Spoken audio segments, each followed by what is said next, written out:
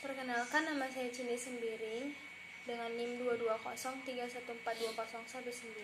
Di sini saya akan menjelaskan tentang konsep pendidikan seni mengenai memahami gaya belajar anak dan sukses belajar di masa pandemi. Sejak 1 tahun terakhir, proses belajar mengajar dilakukan di rumah melalui format daring atau virtual schooling demi untuk memutus mata rantai penyebaran virus corona COVID-19.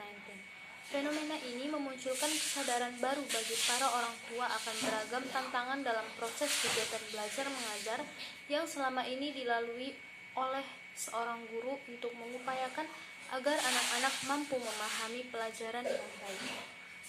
Tema belajar dari COVID-19 yang diangkat Kementerian Pendidikan dan Kebudayaan Indonesia pada Hardiknas ini juga menjadi momentum pembelajaran bersama bahwa keberhasilan seorang anak dalam belajar bukan hanya menjadi tugas guru di sekolah, tetapi juga membutuhkan kolaborasi orang tua dan anak.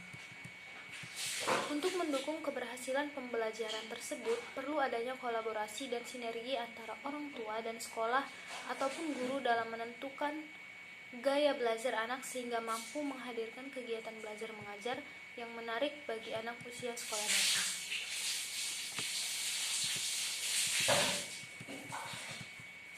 Psikologi anak Jovita Maria Ferliana mengatakan ada banyak gaya belajar anak, mulai dari auditory, visual, hingga kinestetik.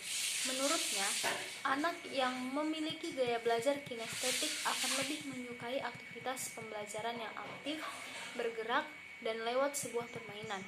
Berbeda halnya dengan gaya belajar anak auditory yang lebih menyukai ketenangan karena dia akan lebih mudah memahami lewat mendengarkan.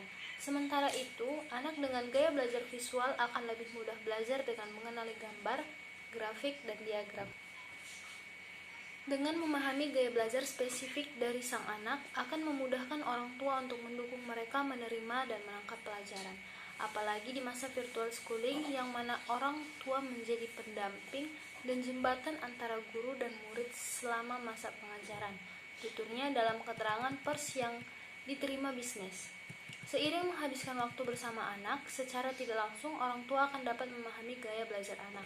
Namun, orang tua tidak bisa memaksakan anak mengikuti cara mereka, apalagi generasi alpha saat ini cenderung memiliki karakteristik belajar yang independen, inovatif, dan berbasis teknologi.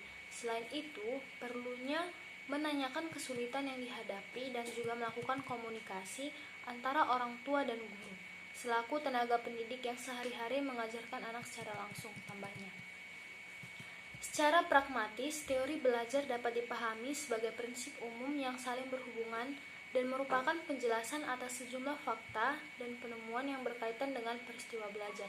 Ada banyak teori yang terkait dengan belajar, namun di antaranya sekian banyak teori, terdapat 3 macam teori yang sangat menonjol, yaitu koneksionisme, pembiasaan klasik, pembiasaan perilaku respon. Gaya belajar perlu adanya untuk menunjang suatu proses pembelajaran agar berhasil, yaitu yang pertama, pengertian gaya belajar. Gaya belajar adalah cara yang lebih kita sukai dalam melakukan kegiatan berpikir, memproses, dan mengerti suatu informasi. Misalnya, jika kita ingin mempelajari mengenai taman, apakah Anda lebih suka nonton video perihal taman dan ataukah Anda bekerja langsung? Setiap manusia yang lahir ke dunia ini selalu berbeda satu sama lainnya, baik bentuk fisik, tingkah laku, sifat, maupun berbagai kebiasaan lainnya. Tidak ada satupun manusia yang memiliki bentuk fisik, tingkah laku, dan sifat yang sama, walaupun kembar sekalipun.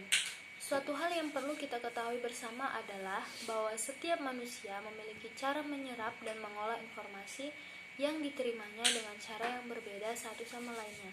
Ini sangat tergantung pada gaya belajar, seperti yang dijelaskan oleh Hamzah B. Uno, bahwa pepatah mengatakan lain ladang, lain ikannya, lain orang, lain pula gaya belajarnya.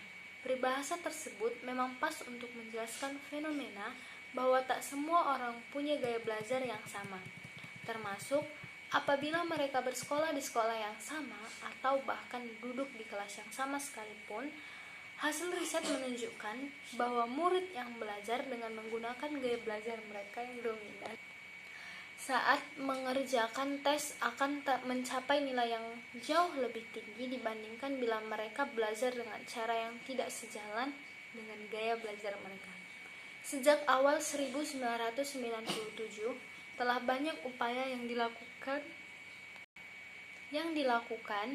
untuk mengenali dan mengategorikan cara manusia belajar. Cara memasukkan informasi ke dalam otak secara garis besar ada 7.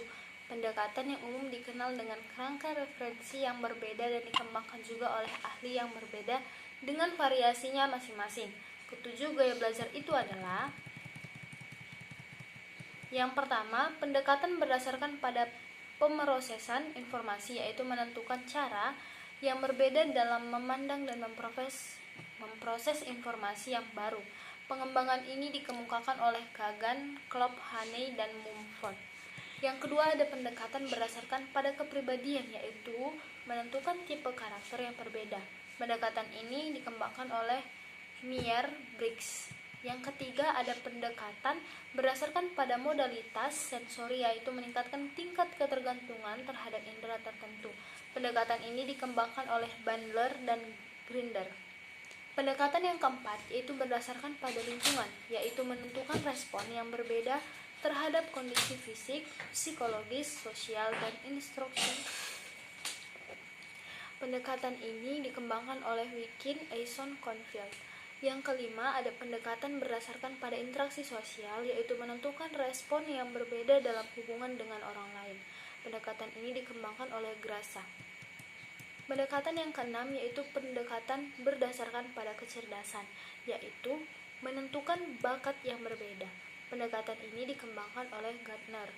Yang ketujuh, ada pendekatan berdasarkan pada wilayah otak, yaitu menentukan dominasi relatif dari berbagai bagian otak, misalnya otak kiri dan otak kanan.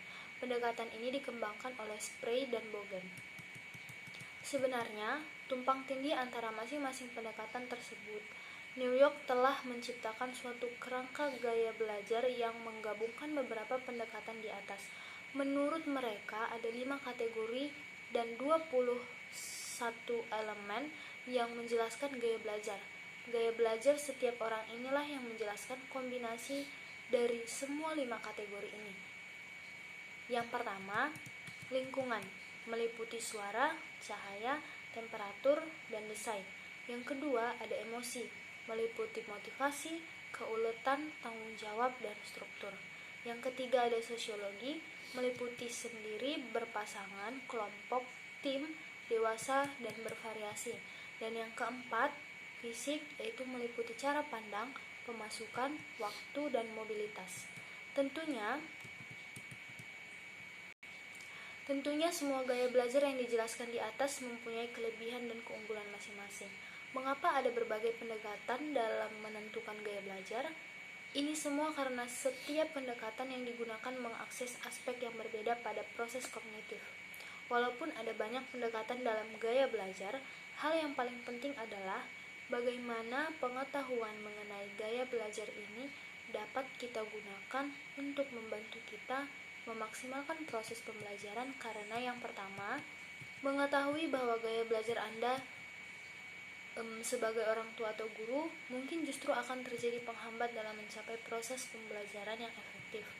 Yang kedua, kita sebagai pendidik harus mengerti gaya belajar murid sehingga tidak perlu terpaku pada kondisi gaya belajar saja. Yang ketiga, mengakomodasikan gaya belajar yang berbeda tetapi tidak mencoba untuk terlalu memaksakan diri menurut semuanya. Yang keempat, mulai menyadari bahwa gaya belajar patut diperhatikan dengan sungguh-sungguh. Mustafa Guvercin, School Director of Sempurna Academy, mengatakan setiap anak adalah unik dan membutuhkan pendekatan yang berbeda satu dengan yang lainnya. Untuk itulah, pihak berkomitmen agar masing-masing anak mendapatkan pengajaran yang optimal. Kami ingin mengajak lebih banyak orang tua untuk memahami pentingnya sinergi ini agar dapat berpartisipasi aktif, terutama dalam masa virtual schooling ini. Usaha kami dari pihak sekolah untuk dapat terus menghadirkan kegiatan belajar mengajar yang efektif, karena virtual schooling yang kami lakukan telah menunjukkan hasil positif melalui tingginya tingkat kehadiran siswa hingga 90%. Ia berharap sinergi antara orang tua, guru, dan anak-anak akan terus menjadi the new normal untuk dapat terus menghadirkan kegiatan belajar mengajar yang semakin efektif sehingga menghasilkan anak-anak yang berhasil baik secara akademis maupun secara karakter. Sampurna Academy merupakan sekolah interkultural yang menawarkan pendidikan holistik dari jenjang prasekolah hingga menengah atas dengan pendekatan kurikulum internasional yang disesuaikan di setiap tingkatan, yang didukung metode pembelajaran STEAM, yaitu Science, Technology, Engineering, Arts, and Mathematics. Melalui metode pembelajaran ini, setiap murid bukan hanya mendapatkan ilmu akademik, namun juga terbentuk critical thinking, communication, collaboration, creativity, dan karakter untuk mempersiapkan mereka menjadi generasi yang siap bersaing di masa depan. Demikian yang bisa saya jelaskan. Sekian dan terima kasih.